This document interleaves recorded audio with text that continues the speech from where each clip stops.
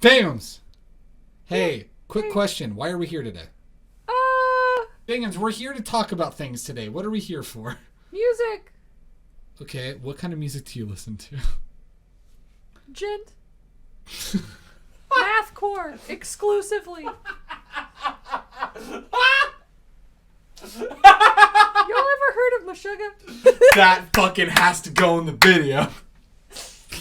What video? Hey, what's up, everybody? Hey, kid. Hey, Greg. How are you doing today? I'm tired. Dude, it's the end of the week. It's the end of the work week. You and I have at least tomorrow off. I'm also off Sunday, but you got. But listen, we're off tomorrow. It's been a long week from work, but we've also been busy. A little. At Hardest Reset. We posted a tweet last week that we were going to be preoccupied working on a video, and this is that video. So, one of the things that we are working on, that at some point over the holidays, a video will come out, is the beginning of a series called D&D Husbands that you and I are working on. That's us. That is us, yeah, absolutely. But it's one of those things where this is a format of eventual videos for D&D Husbands. And it's where we sit down and we've been on location. So I'm just going to call this video On Location. Oh. Is this the first D&D Husbands? Technically, yes. Okay. This is like the episode 0 before the pilot, if that makes sense. And then the pilot episode will be the one you and I have been working on for a little while. That'll be happening over the holidays. Good. But this is just kind of like working out whenever D&D Husbands is on location. And the last 2 weeks, we have been on fucking location, my guy. In opposite ends of the music spectrum, mind you. Would they be opposite, or are they just... I think you could go further beyond on either side. That's fair. For their respective genres, opposite ends is what I would say. So 2 weeks ago, we went to Knotfest Los Angeles. Yeah. And then last week, we went down to San Diego to see Porter Robinson. So we're going to kind of go over some of the videos that we recorded and all that fun stuff. And we're going to kind of go in chronological order. So starting with Knotfest Los Angeles. So we started out the whole recording stuff for Knotfest with you and I pre-gaming in the parking lot, which was a lot of fun.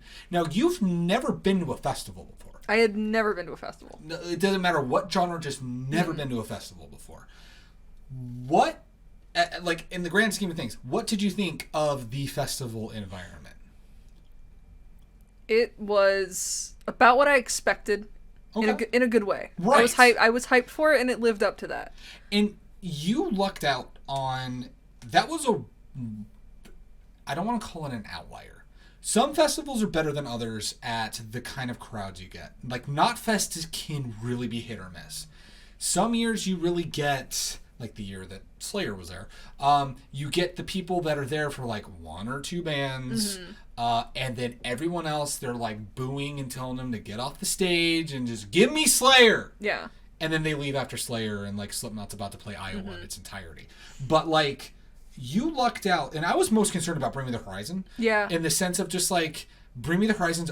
I mean, I've been a fan since Suicide Season in 2008, and they were polarizing back in 2008.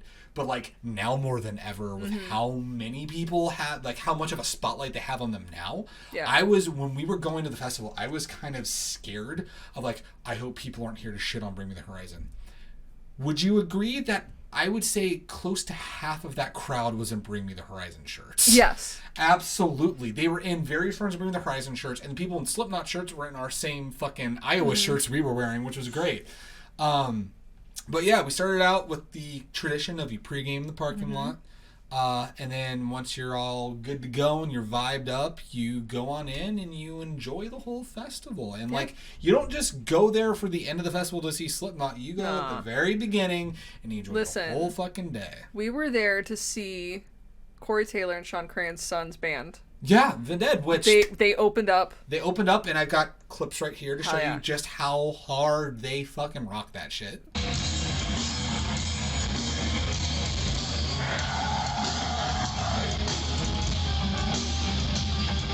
Listen, we went to a show not too long before Knotfest. Unrelated. Attila and Jinx. We went to see Attila and Jinx. and Arts and Choir. Arts and Choir. And great, yeah. I ran and I fell in a circle pit. Yeah. Like multiple times that night. And you destroyed your knees. I did, because it was just hard floor. And I rolled my foot so bad that it was all swollen, but like I still fucking hardcore danced the whole night. And I was also, immediately back to work and just working on it and not resting at all. Yeah, Then we get to Knotfest and I'm still sore, but I'm able to walk just fine. Yeah. And I thought this is gonna be fine. I don't intend to go fucking crazy. Opening band. Then Vinded opening band decided to just open the fucking pit up, and we both threw down. I had, whatever we pre-gamed. I had my Vermilion cocktail from... that Vermilion cocktail. That Vermilion amazing. Cocktail was so good. And I went, all right, you know what? I can take anything. I'm invincible because I'm in my late 20s and had the small amount of alcohol. And, welcome to festivals. And I immediately fell and hit the same knee. Yeah, yeah, you did. And so I spent Knotfest not able to throw down. Yeah, that did suck. I was good until Slipknot, and we'll get to that in a little bit. But here's the thing, though. First band opened the fucking pit up. Mm-hmm. Then you had Code Orange. Yeah. Which, that was your first experience with Code Orange. It was. It's, a name I know, probably heard around. But I wasn't, deep dive into them. Code Orange is a band that it wasn't until last year when their most recent record came out that I listened to. And admittedly, it was because I was like, okay, this is the hyped band right now, and me with hype culture, I usually like to trash on anything that's being overhyped. Yeah. So for the sake of, I knew at some point I would enjoy Code Orange, waited. Yeah. And I'm glad I did. And to see them live, they fucking killed it, my dude. And then we've got ya boys in Fever 333. Yeah. Mm-hmm. Busting out ladders. Fucking Jason Butler. Mm-hmm. That's it. That's the send tweet. Retweet, like, and favorite. Absolutely. This was now my experience with at least Stephen Harrison, their guitar player, and Jason Butler, their vocalist. I have seen Let Live twice. And Stephen Harrison, who was in The Chariot, I saw them, I can't tell you how many times I saw The Chariot. I saw them from between 2009 to 2013. Almost upwards to 10 times I saw them in that period of time. I saw them when they toured with Norma Jean, to their Tours and Rumors of Tours tour, to their Goodnight My Lady and Forever Farewell, which was their farewell tour. And, like, I knew how hard, at least those two, and I'm blanking on the name of the drummer, who ended up playing some shows with Korn when Ray Lazier went out with COVID. But they went fucking hard. So hard, in fact, and I don't know if Editing Greg can find this. I don't know. So Editing Greg, if you can't find this, don't worry about it. That Jason Butler busted a fucking grind on the monitor. Yeah. He grinded the monitor gap. I watched that happen. He just said, you know what, skateboard time, and grinded on his monitor. Listen, I'm in my short shorts. I'm gonna grind. I was in a fucking jumpsuit, but it's Southern California in early November. It's too hot. And here's the thing. Not only was it the most fucking badass thing, but it also had a massive energy that tells me this is just what this man does. Yo, that's how he's always been. I won't forget, first time I saw Let Live, 2013 Warped Tour. All of a sudden, Jason Butler disappears. Mm-hmm. And there's a van behind the stage. All of a sudden, he starts screaming, and he's climbed up on the fucking van. This is some WWE shit. Keep going. And so, at the end, I met him when he was skating around afterwards, skating on his longboard, skating around. And so, we kind of chatted with him afterwards, and he's just like, man, I just got in the zone. Listen, that's just what I do. I was like, yeah, no, that's what he does. And it's incredible. And listen, I will say some people are saying the rage against the machine of this generation, well-deserved and well fucking needed. Talk about a band, I'm going to get political for a moment, band born from Trump-era bullshit to sit there and make a fucking statement and go buck wild fucking insane doing Yeah. it, right? And it's and the fact that people were into it, the chick that was in front of us was just like, oh my god, I've seen Let Live so many times before, and I haven't been able to see Fever 333, which is how we kind of bonded about that a little bit. And then after Fever 333, we had Killswitch Engage, which I got a little bit of a clip right there. Mm-hmm.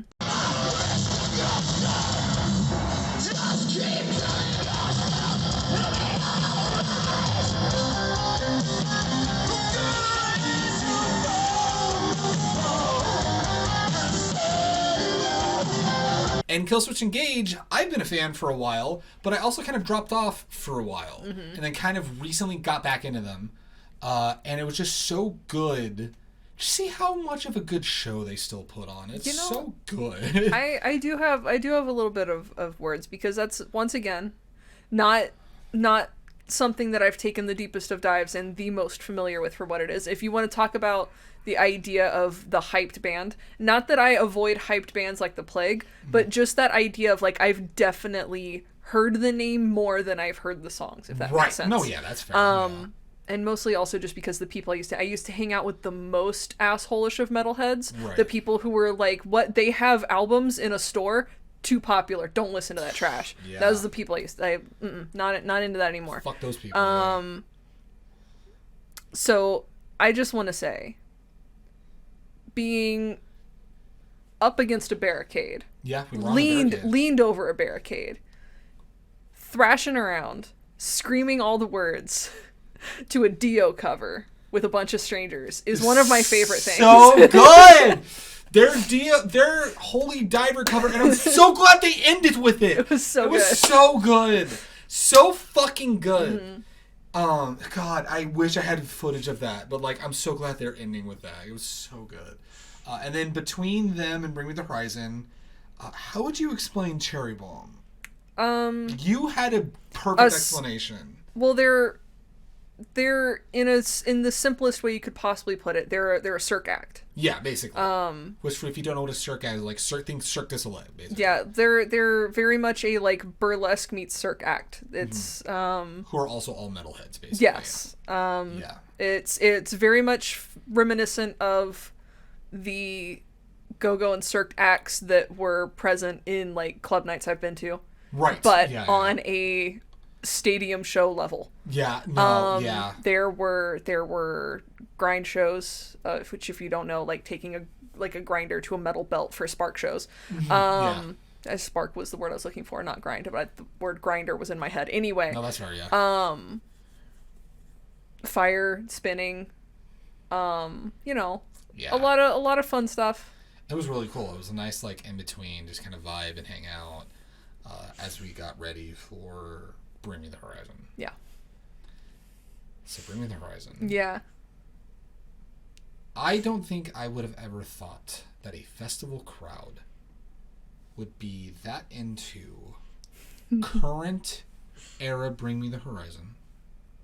Who would fucking bring out Youngblood to Knotfest. To Knotfest and have people be fucking into it. Not only into it, screaming the words to the fucking song. Listen, that song fucks. Obey is amazing. Listen. I am so glad the crowd was into Bring Me the Horizon. Because as a fan of Bring Me the Horizon since 2008 and Suicide Season, I am so glad, because the other two times I saw them at Warped Tour 2013 and Knotfest 2015. So right when Sempiternal came out and right when That's the Spirit came out. And it, like, Warped Tour, a little more, I say forgiving, but, like, there were people into it. But, like, Knotfest 2015 was the, like, half the people super into it. Half the people wanted to throw knives at the stage. It was bad. But to see everyone just fucking loving their set, screaming all the words, screaming all the words from everything to House of Wolves to fucking Teardrops, right? To even singing the words To Die For You, their new single. Listen, there were fans singing all of Ollie Sykes' words, as well as all of the words from Baby Metal for Kingslayer. Yes. These fucking weebs. These same people that we will soon proceed to slamming into and screaming with to Slipknot. Yeah. Screaming Japanese words they don't understand in Kingslayer. Yeah. It was so good. Mm-hmm. It was so fucking good. And it just made me so happy to be in a crowd that vibe. I got the high five Ollie Sykes. You did. I went on the barricade and during Drown, got the high five that man. I was very much, by the time we got to Bring Me, I was very much squished a little too far from the barricade. I was no longer up against it like and I was like, I wasn't even on it. I was like, and I'm just like, there you go, right? I was like just out of reach. But, it was great. I remember you looking at me after that happened, you're just like, you just high-fived Ollie Sykes. Yeah. I'm like, yeah. Well, I high-fived you afterward. I'm like, I'm good. Like, listen. I didn't get any. You never get any. But yeah, so legitimately, Bring Me the Horizon had a fucking killer set. They played a lot from post-human survival horror. Yeah. They played Die For You. They did play... Oh, they fucking played Shadow Moses. So we got to scream, "This is Sandpit Turtle." This is Sandpit Turtle. Please put the meme on screen. They played the best TikTok song from 2020. Yeah. Which, I'm going to say, I'm glad that after... at the time that song hit viral 7 years, now 8 years... that song's been out, that it finally went viral. Yeah. I love Can You Feel My Heart. That was a great fucking song. In fact, you got some fucking footage of that. Showed like a tiny bit, so no copyright shit. Yeah. But yeah, I mean, maybe just show like the visuals as well. So like, it was good. Like I know they didn't bring their full stage show with them, but it was so good. Yeah. And like, it was incredible. They had a great hour-long set. I'm still really sad that it was not feasible for us to see their warm-up show at Whiskey A Go Go. Oh my god. There were some songs they played, like even songs like I would have loved to heard. You love to heard it. Love to heard it. Yeah, I would have loved to have heard like Medicine, Wonderful Life. Yeah. I would have loved to have heard the Happy Song. But like we did get some fucking bangers in their set. Like they killed it in that hour. And then Slipknot happened. Slipknot's the reason why I have not been able to do cardio the last 2 weeks because I fucked up my knee on the first fucking song. Yeah.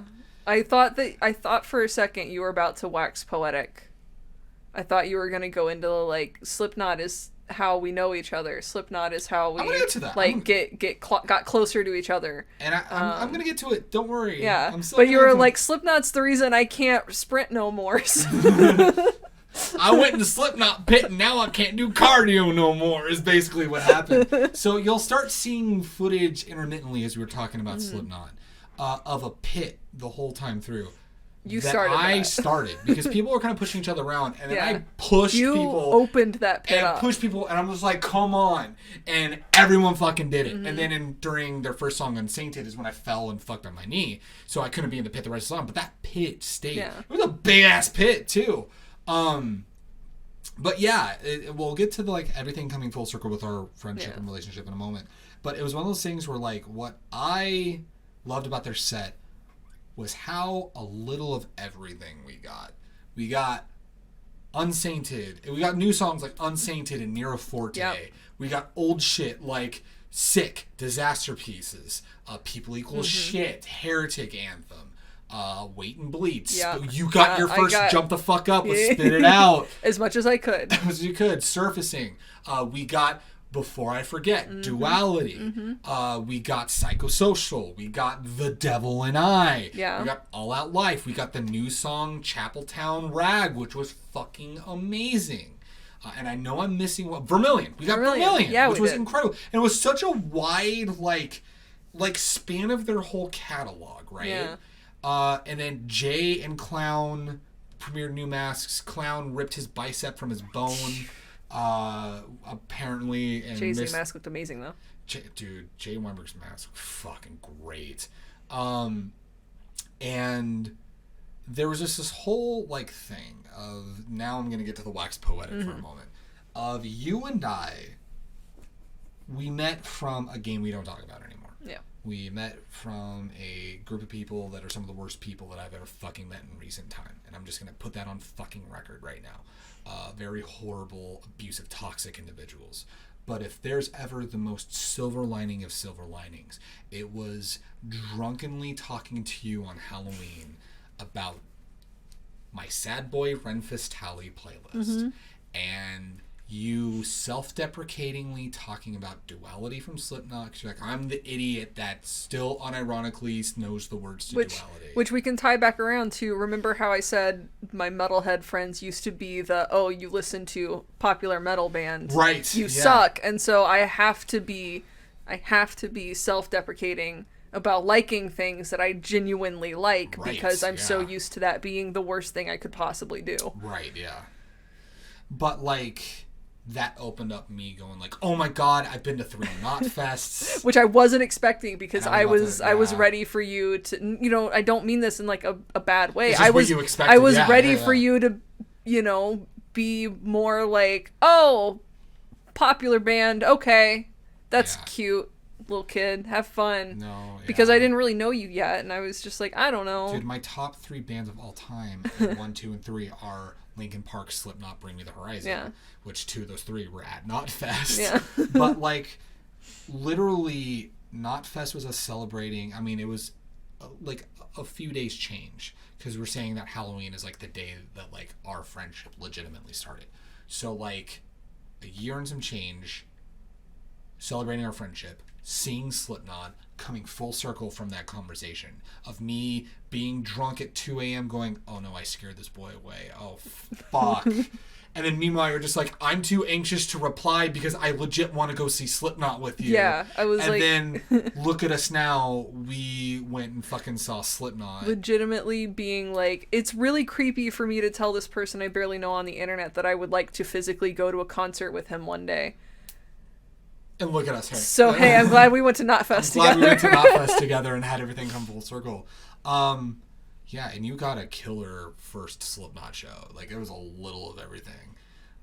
And it was fantastic. My knee was super fucked up, and I'm like, I'm in a lot of pain, but it was so... My elbow's still healing. Your elbow is still healing. But listen, it was worth it, and it was a lot of fun, and I'm so thankful. Now to the other end of the spectrum. Oh.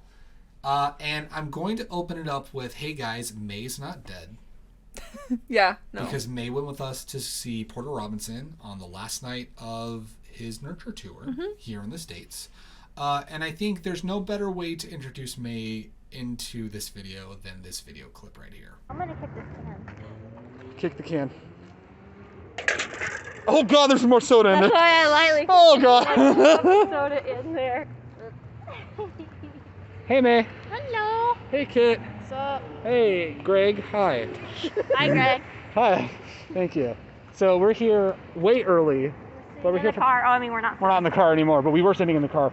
We're here way early for Porter Robinson tonight. But we're here for Porter Robinson. We're excited. All that fun stuff. We're gonna go to Chili's first. Hi, welcome to Chili's. Welcome to Chili's. Welcome Oh, to what are Chili's. the shooters? Dude, just take it. No, okay, don't actually take it. Don't commit crime. Lime. Commit crime. Commit crime. Be gay, do crime. So what better way to bring May back on the Hardest Reset? As if May was like at a point in time where she wasn't. No, she moved, and like we still, now that May is finally, I mean, May's going through some personal shit right now. So like we would have already been, May and I have like a bunch of videos we're going to be working on, but like May's handling her personal shit right now. And then once that's all taken care of, we'll be back into making videos, because her and I have so many videos we need to work on. And she's like, I want to come over more. I'm like, well, let's come over and work on videos, my dude. It's going to be a lot of fun.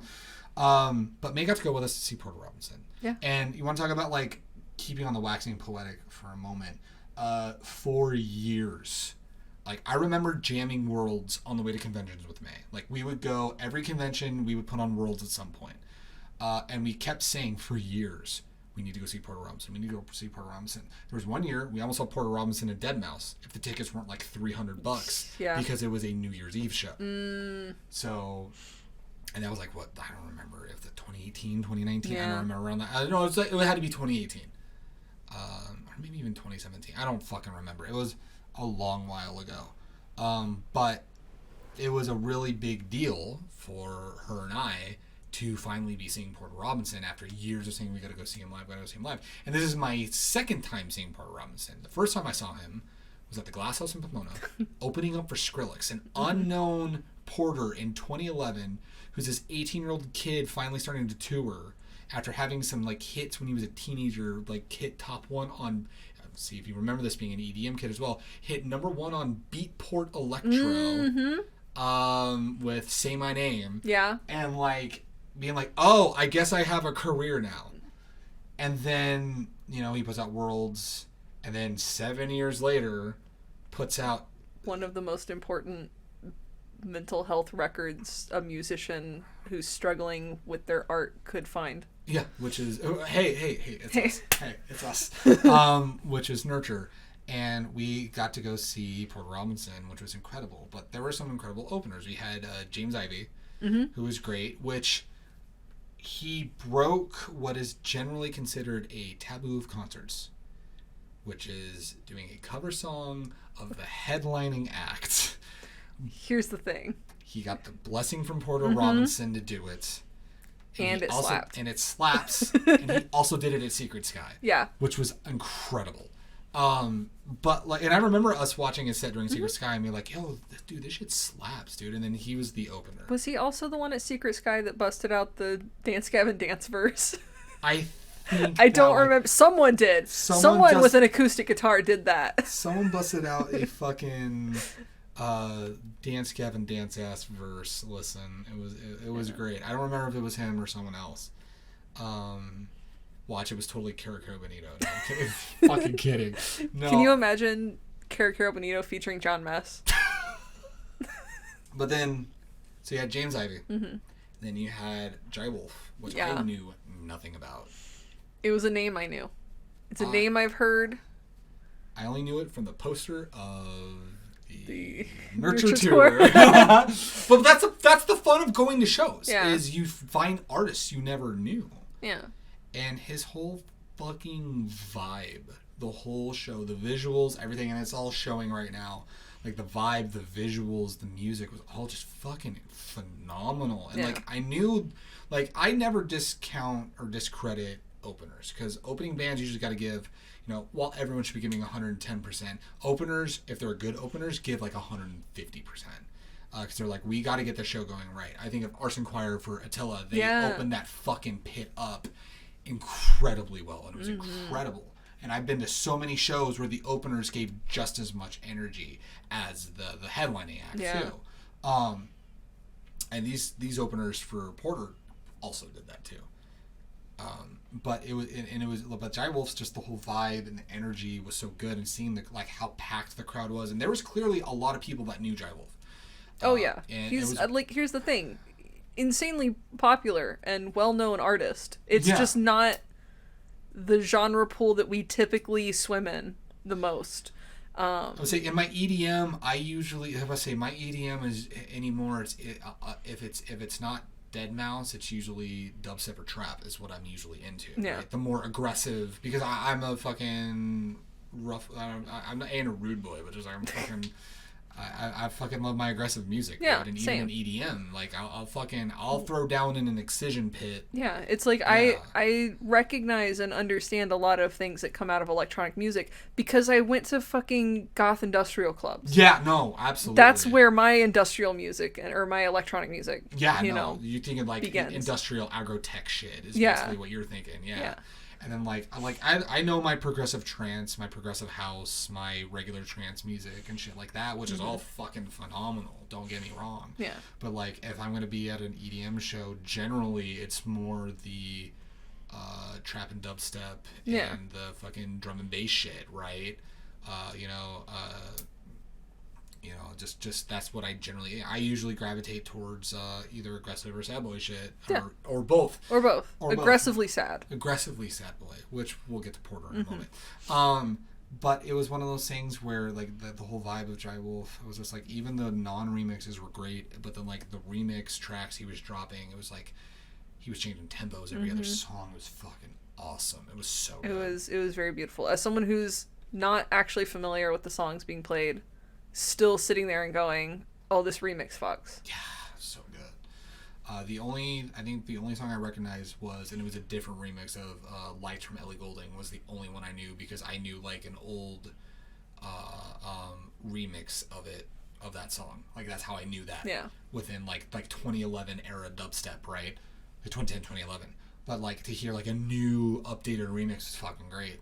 But then all of that culminated with the man himself, Porter Robinson, the poor boy, sick man. So Porter opened. So we had. It was not a bet, but we just were wondering, from start of set to cry, where we would hit. Yeah.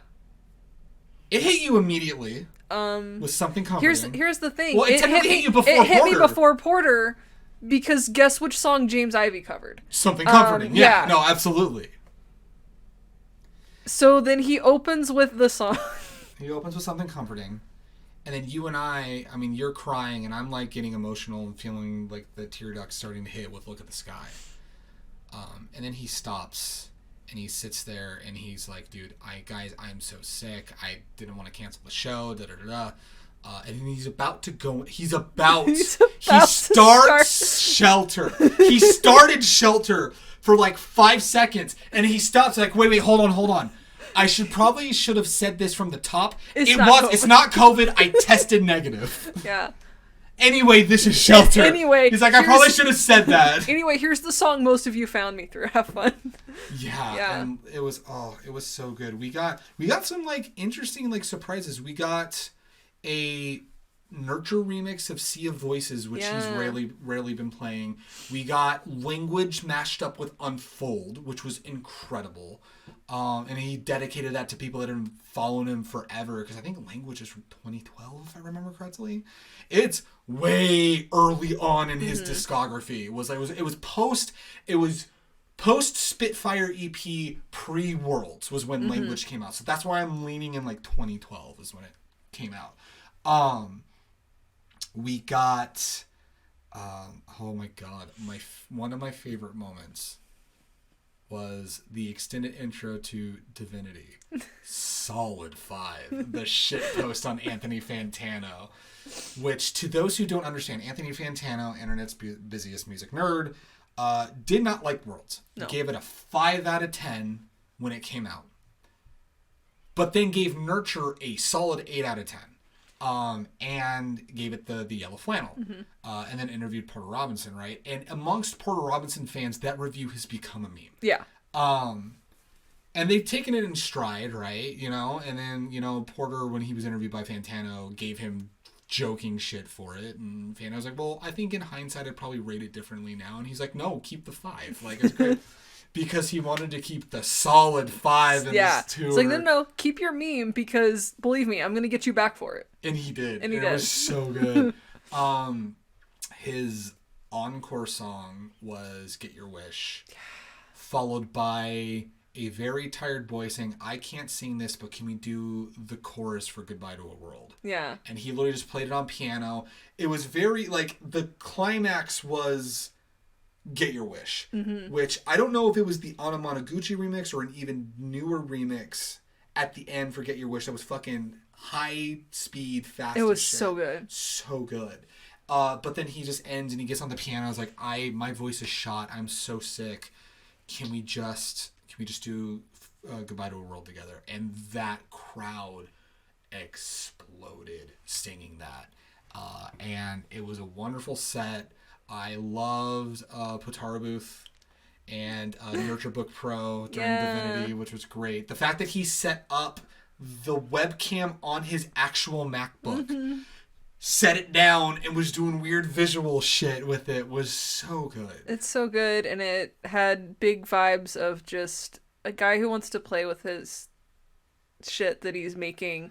Yeah. Which, be it something that is born of the like creativity stuck with what little you can do in times like COVID and lockdown and things you have, or is just because he's just a fucking boy having fun. Either one, I loved it and it was wonderful. Yeah, it was so good. I forgot what song it was during, but when he was going to the front of the stage and then running all the way back and jumping to slap the back Oh, screen. I know what you're talking about. I forgot what song and that was during. It's like if I heard it, my brain would connect the two and be like, oh, but I forgot what it was. Off the top of my head. Another great thing was Sad Machine. Sad Machine. He hits the button, and I actually have the video of it, which I may just like right here play the full clip of it.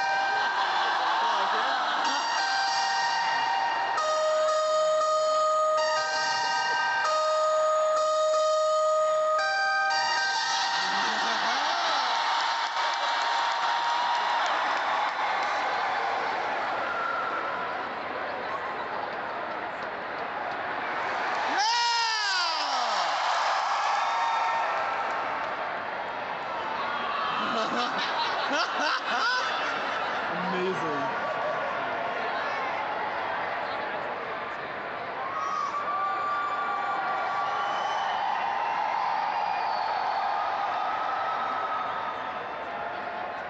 By the way, if I touched your hand up there, please don't touch your face. Again, I have a cold. Please. To the person over there who I gave a high five and a fist bump to, please just keep that in your pocket the rest of the show. You don't want what I have, I swear. All right. Okay, so I think that's the end of Sad Machine. Next song, right? I'm just kidding. I'm just kidding.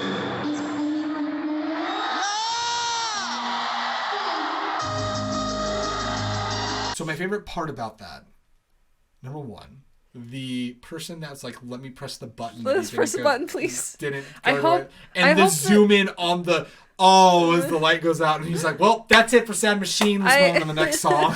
I hope that the person with that sign was like part of a group, because I think it said "Let Us," right? We're gonna see it in the I clip. think so. Yeah. So I hope, because otherwise that was sad, but also savage as hell. And then Porter going, okay, anyone who I fist bumped or touched, I was like, put your arm behind you. Don't touch that arm. Don't touch that. Don't touch that the rest You of the night. don't want what I have. You don't want what I have. I'm sick. So good. I mean, him being sick was not good. No. But the whole vibe of it was still so good. He's a sweetie. He had talked about, and one of the things that like, and I understand, especially a boy dealing with mental illness and anxiety and shit, just sitting there and just be like, I don't deserve an encore. I'm going to let you guys know. Usually I go off for a few minutes, go off stage, and then you guys chant one more song, and then I come back out and do one more song. I'm sick. I wouldn't want me to do an encore. I wouldn't feel like that. I wouldn't. What was the wording? Well, because he was just like, I would feel bad demanding one from a sick guy, basically. Just like, but if I were you. The thing is, if he had never said anything, I legitimately would not have known. Yeah, me neither. He still had that energy. His singing was still great. And like, I get it. There were points in time where his voice did crack, right? And it's because he's sick. I so get it. But like, I wouldn't have known it. I honestly, if he hadn't said anything, I would have chalked it up to quirks in the voice modulator he uses for some of the songs. Musician was fantastic. Musician is a very important song to me, and to get the extended version and then part 2, right? But that was preceded by 10-minute version of Wind Tempos. Yeah. Which you want to talk about. So where I finally bawled, you can attest to this, is I was doing good, I was emotional, I was screaming words, and that new intro to Wind Tempos, I went, fucking and then literally just that live version of Wind Tempos, and it's an emotional song to begin with. It's a beautiful piece. It's such a beautiful piece. you know, and purposely not good lyrics, because how the fuck do you write words when you're that far into mental illness, right? At least that's how I interpret it, you know? But like, to have like an extended outro to that and then go into like a remix, like Nurture live version of it, but that like the string starting to crescendo and he's just like singing harmony in the background, like I was a bawling fucking mess. And then he did Musician, and I just fucking like scream yelled that whole fucking song, which it was fantastic. But like, I want to talk about like, while yes being on two opposite ends of the spectrum, two shows that had similar energies for different but also similar reasons, if that makes sense. Yeah. You know, like completely different genres. Mm-hmm. But what was there at both shows was the emotion of it. Yeah. The emotions at Knotfest, the amount of people that said this is my first festival since pandemic, the emotional catharsis of everything from some of the earlier bands to Bring Me the Horizon and Slipknot, and then Porter Robinson, all of the emotions. And literally when Porter halfway through his set just sat down, started bawling on stage, and he's like, I'm sorry, I'm crying. And there's a dude behind us that goes, don't be sorry, show us your emotions. Yeah. And it was just, that was a beautiful moment as well, because like he legitimately was bawling on stage. I'm just like, I don't know what I did, but like I can't tell you how all of this means to me, and I don't think I ever will, but I'm gonna try. And then just like I've been rambling too long, and that's when everyone's just like, no, don't feel bad, like show your emotions. And like, you want to talk about a relatable mood of just like, I don't know if like, you know, I don't know if I deserve what I've gotten, you know what I mean? It's like, fuck. But like, it was 2 weekends of fantastic music across a spectrum of genre, from hardcore, from political punk rock to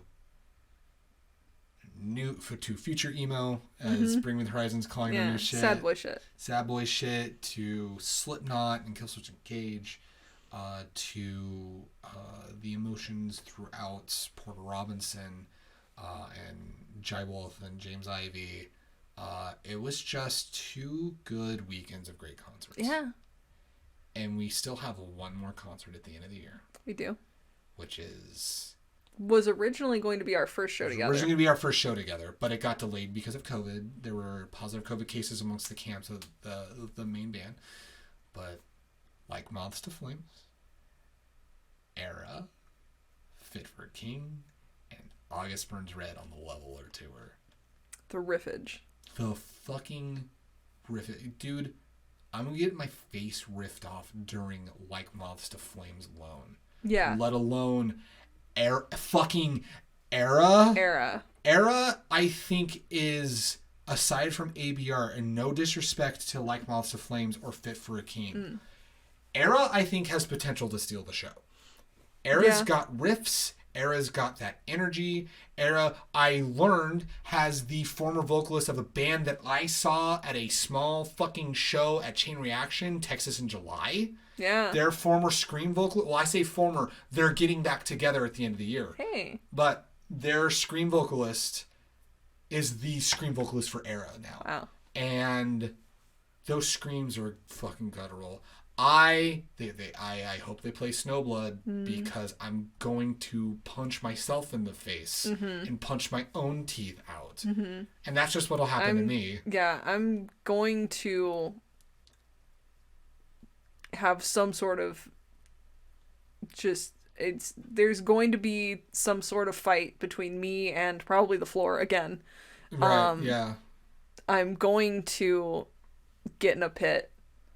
And also, I'm going to be that guy at a Tool concert. Because have you heard some of Era's riffs? One of my favorite things about Era is they're both chug, breakdown, punch a dude in the face, and also that guy at the Tool concert. Just a little bit of that Tool concert. That dude at the Tool concert who is way too high and just vibing. Let's be real. That's me.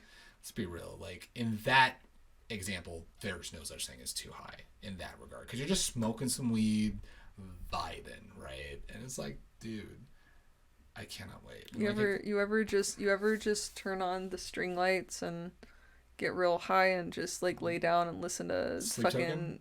Oh. Well, we did Sleep Token. We also did Tool. We did do Tool. I was gonna go.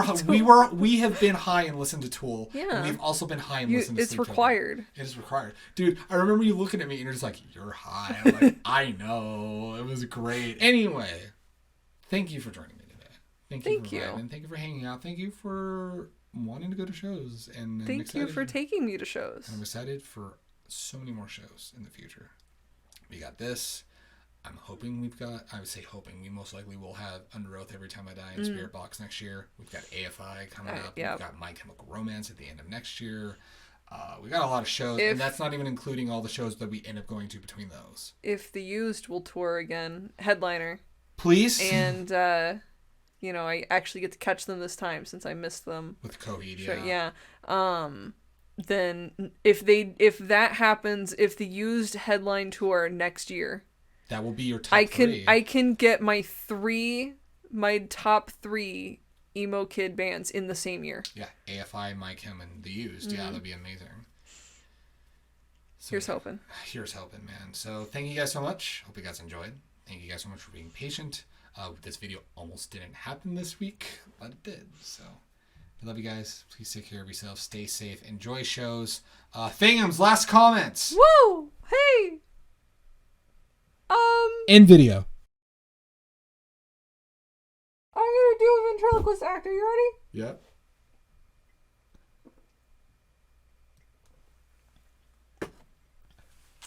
Thank you for joining us.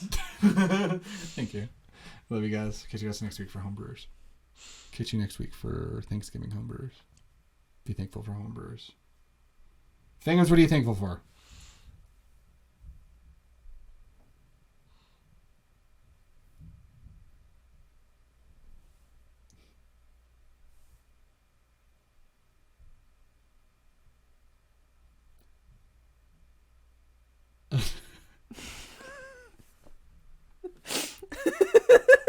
Is the joke here he's not thankful for anything? The joke here is also Kit can't think of anything to say.